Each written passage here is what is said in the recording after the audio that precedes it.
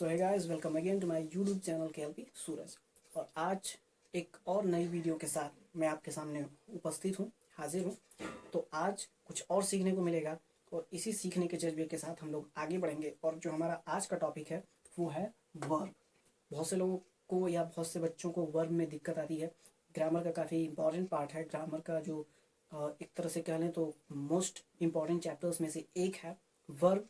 तो उसी लेसन की हम आज बात करेंगे, लेकिन इसके विषय में बातचीत करने से पहले अगर आप हमारे चैनल पर नए आए हैं तो चैनल को सब्सक्राइब कर दें और बेल आइकन को प्रेस करना ना भूलें, ताकि हमारी कोई भी वीडियो जो नई अपलोड हो वो आप तक तुरंत पहुंचे। तो इसी के साथ मैं आज का टॉपिक शुरू करने जा रहा हूं, तो आप भी पेन और पेपर उठा लीजिए। और जो है आज हम अध्ययन करते हैं वर्ब का। तो आज हम अध्ययन करेंगे वर्ब का। तो वर्ब होता क्या है, तो इसको हम विस्तार से पढ़ते हैं आज। और वर्ब के प्रकार भी हम पढ़ेंगे और साथ ही साथ आपको वर्ब पहुंचाने में भी मैं हेल्प करूंगा। तो सबसे पहले हम बात करते हैं वर्ब की कि वर्ब होती क्या है। तो वर्ब को हम हिंदी में कहते हैं क्रिया। वर्ब को हम हिंदी में क्या कहते हैं? क्रिया कहते हैं। और वर्ब होता क्या है, तो हम कह सकते हैं कि ऐसा कोई भी नाउन वर्ड जिससे किसी कार्य के करने अथवा होने का बोध होता है, हम उसी को वर्ब कहते हैं। ऐसा कोई भी नाउन वर्ड जिससे किसी कार्य के करने अथवा होने का बोध होता है, उसी को हम क्या कहते हैं? वर्ब कहते हैं। जैसे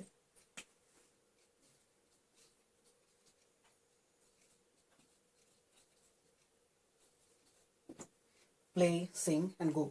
यहाँ पर हमने लिखा प्ले। प्ले का मतलब क्या? खेलना। अब खेलना क्या है? एक प्रकार का कार्य है। सिंग, सिंग मतलब क्या? गाना। अब गाना क्या है? एक प्रकार का कार्य है। गो, गो मतलब क्या? जाना। ये सारे क्या हैं? एक प्रकार के कार्य ही हैं।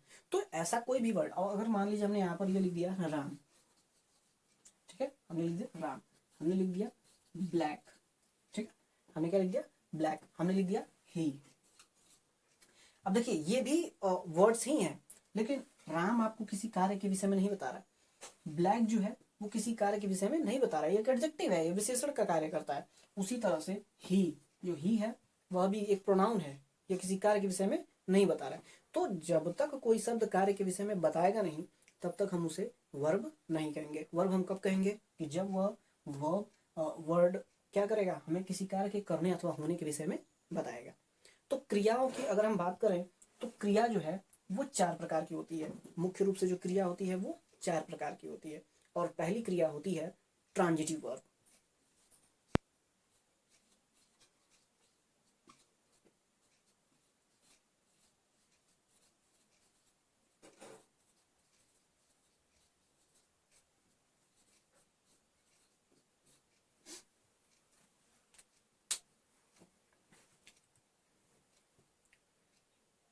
ट्रांजिटिव वर्ब क्या होती है और इसको हिंदी में हम क्या कहते हैं, हम इसको भी जान लेते हैं। तो ट्रांजिटिव वर्ब की हिंदी होती है सकर्मक क्रिया।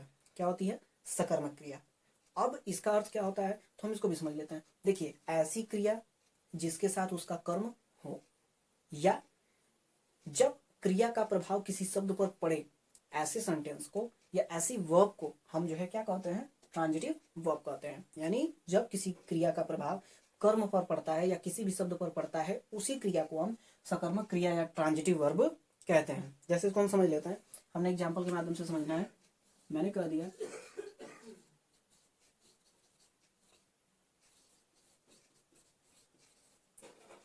मैंने कहा Ram pledge hockey. Ram pledge hockey. Ram क्या करता है? हॉकी खेलता है। अब देखो बच्चा, इसमें राम के द्वारा एक काम हो रहा है। काम कौन सा हो रहा है? प्ले, खेलने का हो रहा है। और वह खेल क्या रहा है? हॉकी। यानी इस शब्द का प्रभाव किस पर पड़ रहा है? हॉकी पर। तो क्रिया का प्रभाव जब किसी शब्द पर पड़ता है, ऐसी ही क्रियाओं को हम क्या कहते हैं? ट्रांजिटिव वर्ब कहते हैं। यानी वह क्रिया जिसके साथ उसका ऑब्जेक्ट हो, उन्हीं क्रियाओं को हम क्या कहते हैं? ट्रांजिटिव वर्ब कहते हैं। एक और हम एग्जाम्पल लेते हैं। जैसे हमने कह दिया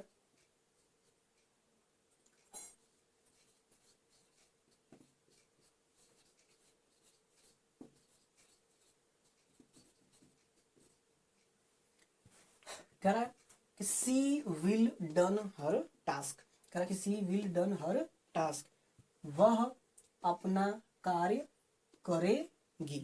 ठीक है ना? सॉरी, ये डन नहीं रहेगा, डू रहेगा। तो एक हम और एग्जाम्पल लेते हैं, जहां पर हमने देखा कि सी विल डू हर टास्क, मतलब वह अपना कार्य करेगी।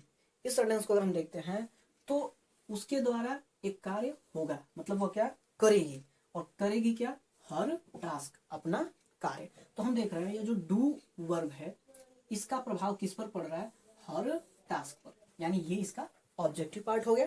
यानी इस क्रिया के साथ जो है इसका क्या है, कर्म मौजूद है। यानी क्या कि इस क्रिया का प्रभाव किसी शब्द पर पड़ रहा है। यानी क्या कि यह क्रिया कौन सी क्रिया कहलाएगी, सकर्मक क्रिया कहलाएगी, ट्रांजिटिव वर्ब कहलाएगी। तो एक बार फिर से हम समझ लेते हैं कि ट्रांजिटिव वर्ब वह वर्ब होती है जिसके साथ उसका ऑब्जेक्ट उपस्थित रहता है, मौजूद रहता है। या हम यह भी कह सकते हैं कि ट्रांजिटिव वर्ब वह क्रिया होती है जिसके साथ उसका कर्म क्या रहता है, उपस्थित रहता है। तो ये थी आपकी ट्रांजिटिव वर्ब। दूसरी जो वर्ब होती है उसको हम बोलते हैं इनट्रांजिटिव वर्ब। उसको हम क्या बोलेंगे, इन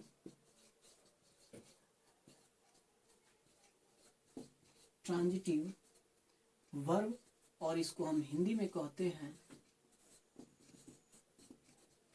अकर्मक क्रिया।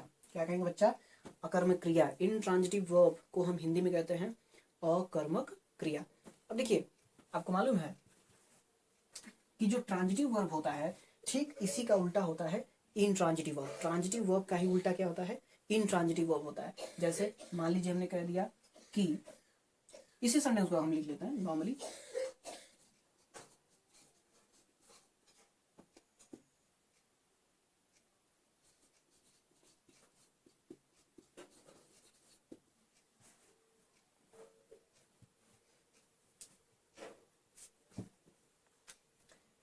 जैसे हम उदाहरण लेते हैं। हमने यहाँ पर दो सेंटेंस लिखा। पहला सेंटेंस हमने लिखा कि राम प्लेज, राम क्या करता है, खेलता है। यानी राम के द्वारा एक कार्य हो रहा है। कार्य कौन सा हो रहा है, प्ले, खेलने का। यानी यह क्रिया किसी कार्य के विषय में बता रही है, तो यही हमारी क्या हो गई, वर्ब हो गई। यही क्या हो गई, हमारी वर्ब हो गई। लेकिन अगर हम देखें तो इस क्रिया के साथ कोई ऑब्जेक्ट नहीं था, इसलिए इस क्रिया को हम कौन सा वर्ब बोलेंगे बच्चा, इनट्रांजिटिव वर्ब। कौन सा वर्ब बोलेंगे, इनट्रांजिटिव वर्ब। सेकेंड एग्जाम्पल हमने देखा, लिखा है सी विल गो, वह क्या करेगी, जाएगी। तो यहाँ पर भी सब्जेक्ट जो हमारा सी है उसके द्वारा एक कार्य होगा। कार्य कौन सा होगा, विल गो, जाने का। लेकिन इसके बाद ऑब्जेक्टिव पार्ट है, नहीं है।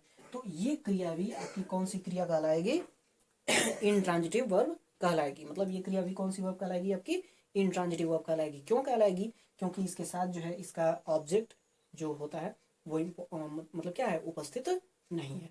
तो दोनों क्रियाओं को हम एक बार फिर से देख लेते हैं। ट्रांजिटिव वर्ब मतलब क्या, सकर्मक क्रिया, ऐसी क्रिया जिसके साथ उसका ऑब्जेक्ट या कर्म उपस्थित हो। और इनट्रांजिटिव वर्ब मतलब क्या, अकर्मक क्रिया, और ऐसी क्रिया जिसके साथ उसका कर्म या ऑब्जेक्ट क्या हो, उपस्थित न हो। इस कड़ी में जो तीसरी हमारी वर्ब होती है उसको हम कहते हैं लिंकिंग वर्ब। उसे हम क्या कहते हैं, लिंकिंग वर्ब। इसे भी हम समझ लेते हैं।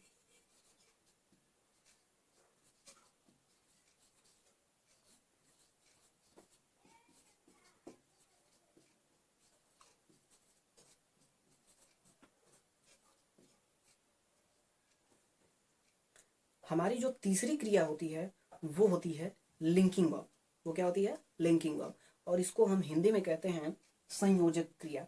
संयोजक मतलब क्या, जो जोड़े, जो क्या करे, जोड़े। यानी लिंकिंग वर्ब वह वर्ब होती है जो सब्जेक्ट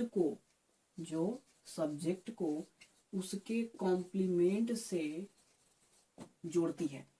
क्या, लिंकिंग वर्ब वह वर्ब होती है जो सब्जेक्ट को उसके कॉम्प्लीमेंट से जोड़ती है। जैसे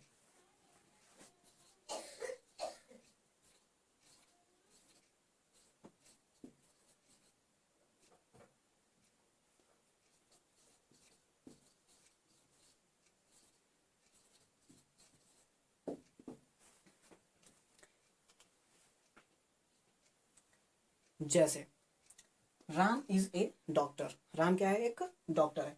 अब यहाँ पर हम देख रहे हैं कि जो हमारा सब्जेक्ट राम है उसको इज जो है ए डॉक्टर से जोड़ रही है। अब यहाँ पर ए डॉक्टर क्या है, कॉम्प्लीमेंट का काम कर रहा है। कैसे काम कर रहा है, कॉम्प्लीमेंट की तरह। और राम हमारा कैसे काम कर रहा है, सब्जेक्ट की तरह। तो जो ये इज है वो इस सब्जेक्ट को कॉम्प्लीमेंट से जोड़ रहा है। तो इस क्रिया को हम कौन सी क्रिया कहेंगे, लिंकिंग वर्ब कहेंगे। इसी तरह से एक और एग्जांपल हमारे सामने है, करे कि यू हैव ए डॉग। तुम्हारे पास क्या है, एक कुत्ता है। अब इसमें भी जो हमारा सब्जेक्ट यू है उसको ए डॉग से कौन जोड़ रहा है, हैव जोड़ रहा है। अब यहाँ पर जो हमारा हैव है वह क्या हो गया, लिंकिंग वर्ब हो गया। ए डॉग हमारा कॉम्प्लीमेंट हो गया और ये यू जो है वो क्या हो गया, सब्जेक्ट हो गया। तो एक बार हम फिर से समझ लेते हैं, आसान सी चीज है कि जब सब्जेक्ट को उसके कॉम्प्लीमेंट से जो वर्ब जोड़ती है उसी वर्ब को हम लिंकिंग वर्ब कहते हैं। तो एकदम आसान है, 3 क्रियाएं हो गई हैं। चौथी जो क्रिया है हम उसके बारे में भी देख लेते हैं, उसके बारे में भी पढ़ लेते हैं, उसके बारे में भी समझ लेते हैं। तो चौथी क्रिया है ऑक्सिलरी वर्ब।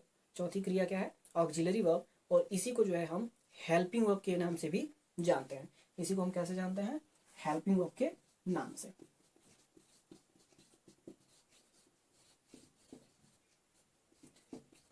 जिसको हम हिंदी में सहायक क्रिया बोलते हैं, जिसको हम हिंदी में क्या बोलेंगे, सहायक क्रिया बोलेंगे। यानी चौथी जो हमारी क्रिया है ऑक्सिलरी या हेल्पिंग वर्ब, हिंदी में उसको हम क्या बोलते हैं, सहायक क्रिया बोलते हैं। अब सहायक क्रिया क्या होती है, तो देखिए सहायक क्रिया मतलब वह क्रिया जो सेंटेंस को कंप्लीट करने में, क्या करने में, सेंटेंस को कंप्लीट करने में मेन वर्ब की हेल्प करती है। ऐसी क्रिया को हम क्या बोलते हैं, हेल्पिंग वर्ब बोलते हैं या सहायक क्रिया बोलते हैं।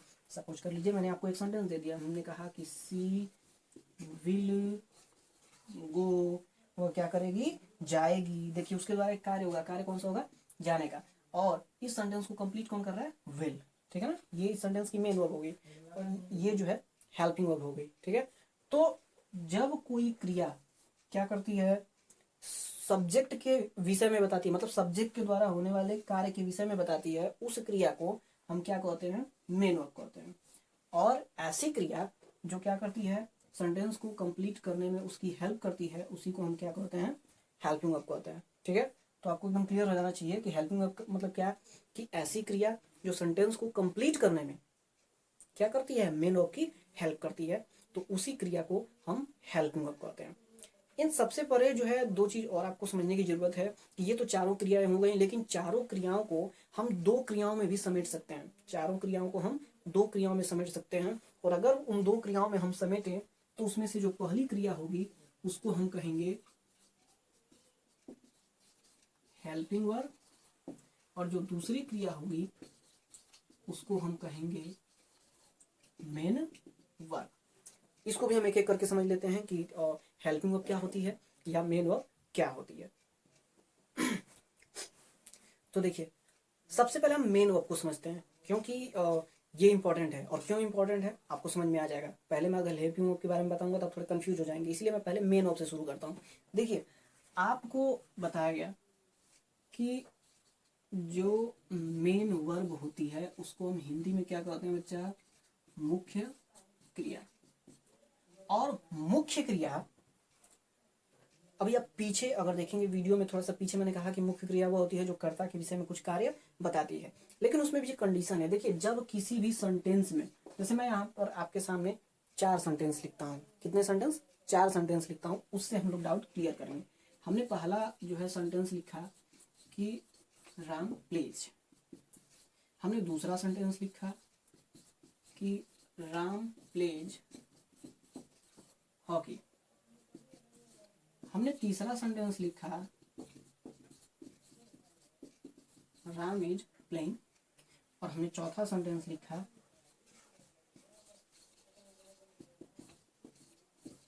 Ram is a doctor. देखिए यहां पर हम देख रहे हैं तो हमारे पास 4 सेंटेंस है। सबसे पहला सेंटेंस कह रहा है कि राम प्लेज, राम क्या करता है, खेलता है। ध्यान दीजिएगा कि इस सेंटेंस में सिर्फ एक ही क्रिया है, ठीक है। कितनी क्रिया है, एक क्रिया है। Ram pledge hockey, Ram hockey खेलता है। अब इस सेंटेंस में भी ध्यान दीजिएगा कि एक ही क्रिया है, ठीक है। इस सेंटेंस में भी एक ही क्रिया है। तीसरा सेंटेंस हमारे सामने है, कह रहा है कि राम इज प्लेइंग, राम क्या कर रहा है, खेल रहा है। इस सेंटेंस में हमारे पास 2 क्रियाएं हैं, एक है इज और एक है प्लेइंग, ठीक है। और चौथा जो सेंटेंस है वो कह रहा है कि राम इज ए डॉक्टर। इस सेंटेंस में हमारे पास एक क्रिया है, ठीक। अब मेन इंपॉर्टेंट बात यहां पर आएगी, ध्यान से सुनिएगा। देखिए जिन सेंटेंसेज में एक क्रियाएं होती हैं, जिन सेंटेंसेज में एक क्रियाएं होती हैं, पहले इस वर्क को हम देखते हैं। कह रहा है राम प्लेज, राम खेलता है। अब इसके बाद ऑब्जेक्ट दिया है, नहीं दिया है, मतलब ये कौन सी क्रिया हो गई, इंट्रांजिटिव वर्ब हो गई। ये कह रहा है राम प्लेज हॉकी, मतलब प्लेज के बाद हॉकी दिया है, ऑब्जेक्ट है, तो ये कौन सी क्रिया हुई, ट्रांजिटिव वर्ब हो गई। इस क्रिया को छोड़ दीजिए क्योंकि इसमें दो क्रियाएं हैं, तो इस सेंटेंस को भी छोड़िए, उसको बाद में हम लोग क्लियर करेंगे। इस सेंटेंस को देखिएगा, Ram is a doctor, Ram क्या है, एक डॉक्टर है। अब इसमें जो आपका राम है, जो सब्जेक्ट है, उसको कॉम्प्लीमेंट से जोड़ रहा है कौन, इज, तो इसमें भी एक क्रिया है। तो भाई ध्यान से सुनना, जिस सेंटेंस में सिर्फ एक ही क्रिया हो, जिस सेंटेंस में सिर्फ एक ही क्रिया हो, तो चाहे वह ट्रांजिटिव हो, चाहे इनट्रांजिटिव हो, चाहे लिंकिंग वर्ब हो, उसी को हम क्या कहते हैं, मेन वर्ब कहते हैं। उसी को हम क्या कहते हैं, मेन वर्ब कहते हैं। एक बार फिर से ध्यान से सुन लो, किसी भी सेंटेंस में सिर्फ अगर एक ही क्रिया हो, चाहे वह लिंकिंग वर्ब हो, चाहे ट्रांजिटिव वर्ब हो, चाहे इनट्रांजिटिव वर्ब हो, चाहे मॉडल वर्ब्स हो, ठीक है, कोई सी भी क्रिया हो, तो उस क्रिया को जो है हम सिर्फ क्या बोलेंगे, मेन वर्ब बोलेंगे।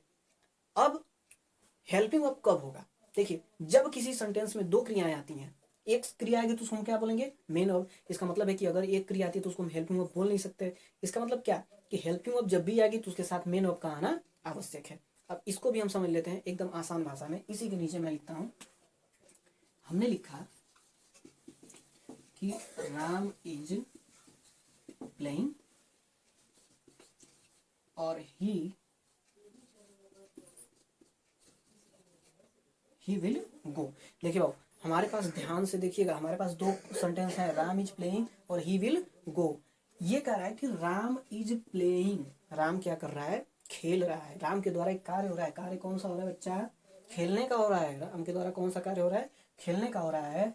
तो देखिए जो क्रिया, ध्यान से सुनिएगा, जो क्रिया कर्ता द्वारा किए गए कार्य के विषय में बताती है उसको हम मेन वर्ब कहते हैं। इसको हमने पहले भी सुना, मैंने आपको पहले भी बताया, ऐसी क्रिया जो क्या करती है, कर्ता द्वारा किए गए कार्य के विषय में बताती है, उसको हम क्या कहते हैं, मेन वर्ब कहते हैं। और वह क्रिया जो टेंस के विषय में बताती है उसको हम हेल्पिंग वर्ब कहते हैं, या वह क्रिया जो सेंटेंस को कंप्लीट करने में हेल्प करती है उसको हम हेल्पिंग वर्ब बोलते हैं। लेकिन अब आपको ऐसे समझना है एकदम आसान भाषा में, कि वह क्रिया जो टेंस के विषय में बताए। अच्छा देखिए सुनिए, राम इज प्लेइंग, राम खेल रहा है, राम खेल रहा है, यह कार्य प्रेजेंट में हो रहा है कि पास्ट में हो रहा है कि फ्यूचर में हो रहा है, ये कौन सी क्रिया हमें बता रही है, इज। अब इज हमको बता रही है कि यह जो कार्य हो रहा है वो किस में हो रहा है, प्रेजेंट में हो रहा है, यानी यही क्रिया हमको टेंस बता रही है, और जो क्रिया टेंस आपको बताए वही हेल्पिंग वर्ब होगी। सेकंड एग्जांपल हम यहाँ पर देखते हैं, कह रहा है कि ही विल गो, वह क्या करेगा, जाएगा। अब सब्जेक्ट के द्वारा एक कार्य होगा, कार्य कौन सा होगा, गो, जाने का, ठीक है।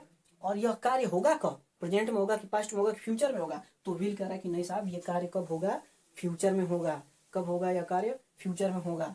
इसलिए यह जो क्रिया है वो क्या है, हेल्पिंग वर्ब है, और यह जो क्रिया है वह क्या है, मेन वर्ब है। तो आपको समझ जाना है कि बच्चा, कि जो आपकी हेल्पिंग वर्ब होती है वह हमेशा टेंस के विषय में बताती है। किसके बारे में बताती है बच्चा, टेंस के विषय में बताती है। और जो आपकी मुख्य क्रिया होती है वो सब्जेक्ट के द्वारा हुए एक्शन, कार्य के विषय में बताती है। तो उस क्रिया को हम क्या कहते हैं, मेन वर्ब कहते हैं। लेकिन ये कब होगा, जब एक सेंटेंस में दो क्रिया आएंगी।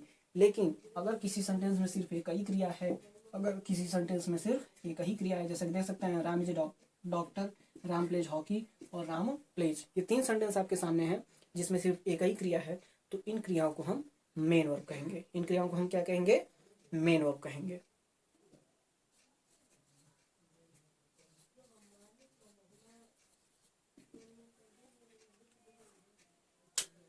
देखिए जो ऑक्सिलरी वर्ब्स होती हैं, ठीक है, जो ऑक्सिलरी वर्ब होती हैं उसको हम हिंदी में सहायक क्रिया बोलते हैं। क्या बोलते हैं,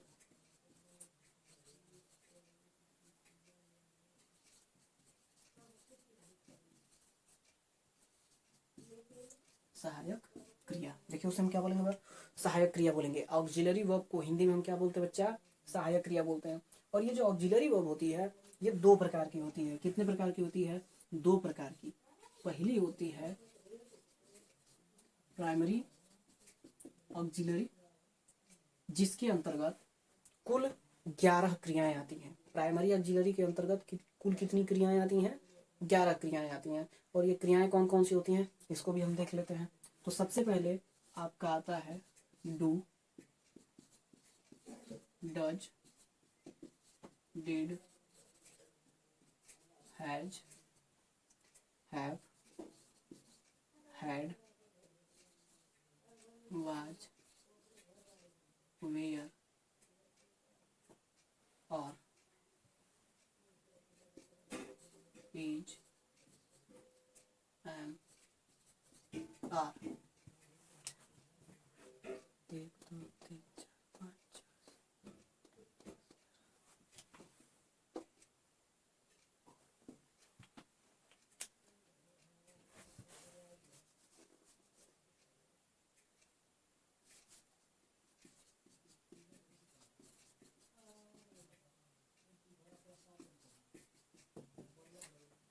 तो देखिए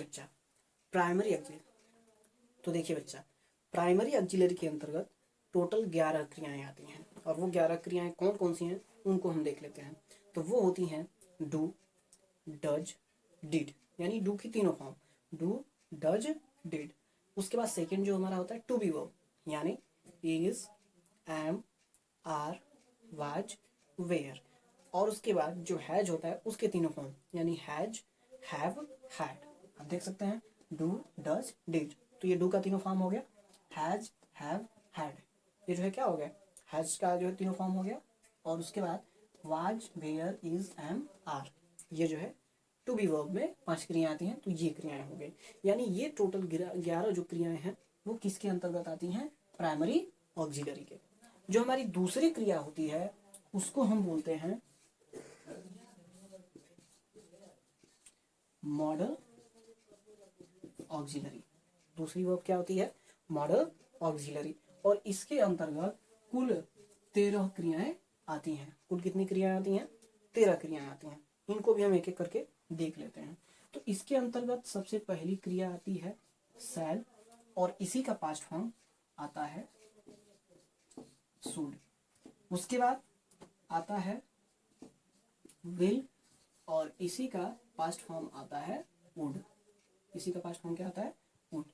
उसके बाद आता है कैन, और कैन का ही पास्ट फॉर्म क्या आता है, कुड। ठीक है। उसके बाद आता है मे, और मे का ही पास्ट फॉर्म आता है माइट। उसके बाद देखिए ये टोटल 8 क्रियाएं हो गई। इन 8 क्रियाओं के बाद हमारी जो 9वीं क्रिया आती है उसको हम बोलते हैं नीड। उसको हम क्या बोलते हैं, नीड। ठीक है। उसके बाद जो हमारी 10वीं क्रिया होती है उसको हम बोलते हैं डेयर। डेयर मतलब क्या, साहस दिखाना, और नीड मतलब क्या, आवश्यकता। तो डेयर, डेयर मतलब साहस दिखाना, चुनौती देना। उसके बाद जो अगली क्रिया होती है उसको हम बोलते हैं आर्ट टू। क्या बोलते हैं, आर्ट टू, मतलब चाहिए। इसका प्रयोग जो है, आर्ट टू का प्रयोग जो है चाहिए के सेंस में होता है, जब विनम्रता वगैरह हम दिखाते हैं उसके। तो ये टोटल 8, फिर 9, फिर 10 और फिर 11 हो गए। उसके बाद जो हमारी 12वीं क्रिया होती है उसको हम बोलते हैं मस्ट। उसको हम क्या बोलते हैं, मस्ट। मस्ट का प्रयोग आप जानते हैं चाहिए के अर्थ में होता है। और जो हमारी 13वीं क्रिया होती है उसको हम बोलते हैं यूज्ड टू। यूज्ड टू, अब यूज्ड टू का प्रयोग आप जानते हैं कि जब पास्ट में हमारी कोई आदत कंटिन्यूअस चलती रही हो तो उसके लिए हम यूज्ड टू का प्रयोग करते हैं। यूज्ड टू का प्रयोग हम कहाँ पर करेंगे बच्चा, तो जब पास्ट में, जैसे मान लीजिए मैंने कहा कि मैं स्कूल जाया करता था, यानी मैं कंटिन्यूअस एक कार्य किया करता था कि मैं स्कूल जाया करता था, तो मैं कह दूंगा कि I used to go to school. जैसे मान लीजिए कह दिया कि मैं जो है प्रतिदिन अपने पाठ याद किया करता था, तो हम कहेंगे I used to learn my lesson जो है एवरी डे। तो यूज टू का प्रयोग हम ऐसे ही सेंटेंसेज में करते हैं जहां पर पास्ट में हमारी कोई आदत जो है वो रेगुलरली रही हो। तो ये आपकी प्राइमरी ऑक्सिलरी और मॉडल ऑक्सिलरी हैं, जो किसके अंतर्गत आती हैं, ऑक्सिलरी वर्ब के अंतर्गत। या इसी को हमने बताया आपको कि इसी को हम क्या कहते हैं, हेल्पिंग वर्ब कहते हैं। इसी को बच्चा हम क्या कहते हैं, हेल्पिंग वर्ब कहते हैं। तो उसके अंतर्गत ये क्रियाएं आती हैं। तो ये सारा चैप्टर जो हमने अभी पढ़ा ये था किसके अंतर्गत, वर्ब के अंतर्गत। ये किसके अंतर्गत था, वर्ब के अंतर्गत था। तो आई होप कि आपको ये लेसन अच्छा लगा हो, और वर्ब के बारे में अब तक जो भी जानकारियां दी गई हैं वो आपको समझ में आई हो। और आपको अगर ये जानकारी अच्छी लगी हो, आपके लिए यूजफुल रही हो, अगर आपके नॉलेज में कुछ वृद्धि हुई हो, तो इसके लिए आप क्या कर सकते हैं, हमारे चैनल को जो है सब्सक्राइब कर सकते हैं। जो लाइक का बटन है उसको आप प्रेस कर सकते हैं, और साथ ही साथ इस वीडियो को अपने फ्रेंड्स के साथ, अपने रिलेटिव्स के साथ, या जिनको भी आप चाहें उनके साथ शेयर कर सकते हैं। बाकी जो कुछ भी आपको अगर इस वीडियो में अच्छा लगा हो तो कमेंट बॉक्स हमेशा खुला है, आप जो है उसमें अपनी राय जरूर दें। और नेक्स्ट टॉपिक किस पर होना चाहिए वो भी आप कमेंट बॉक्स में लिख सकते हैं। तो अगली वीडियो जल्द ही अपलोड होगी, तब तक के लिए आप मुझे इजाज़त दें। अगली वीडियो बहुत ही जल्द अपलोड होगी। तब तक के लिए जय हिंद, जय Bharat. Keep supporting and keep motivating me.